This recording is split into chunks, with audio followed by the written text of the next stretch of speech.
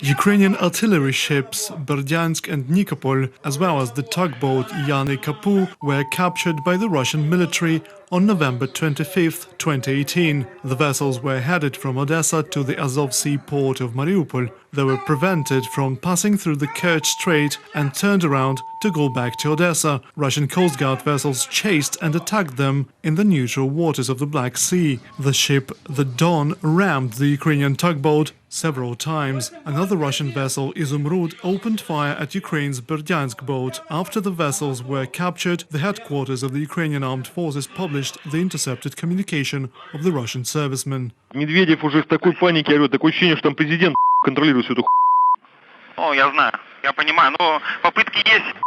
винторулевую куда-нибудь, что-нибудь им Ты не пытался его Пытаюсь, он не подпускает. с лафетов пытаешься заливать его, нет? Не, они у нас не фурычат.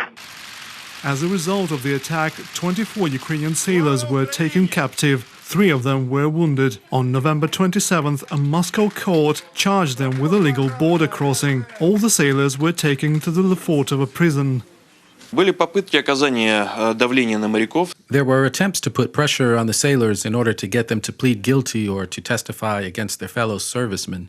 They were taken for so-called talks with operatives. Some were subject to influence from within the cell as they planted special cellmates who tried to get them to talk. On the 27th of November, Crimea's prosecutor's office, currently operating in Kiev, recognized the detained sailors as prisoners of war and that they must be treated in accordance with the Third Geneva Convention. That would require Russia to follow the norms of the international humanitarian law in dealing with Ukraine's Navy servicemen. The Kremlin refuses to recognize the sailors as prisoners of war and to release them. Servicemen have had access to consular officials and Russian lawyers, although their meetings with consular officials have been monitored by the Russian authorities. On April 16th, Ukraine addressed the International Tribunal for the Law of the Sea, asking for immediate preliminary measures to release the captured military. The Russian side refused to take part in the hearings. We have every reason to believe that the court will rule in our favor. In any case, the process will continue in Russia's absence. Their stance that the incident is related to combat maneuvers is completely unfounded. Our complaint is pertinent to the way our ships and our military are being treated. They are violating the basic rule of international law, the immunity of military vessels.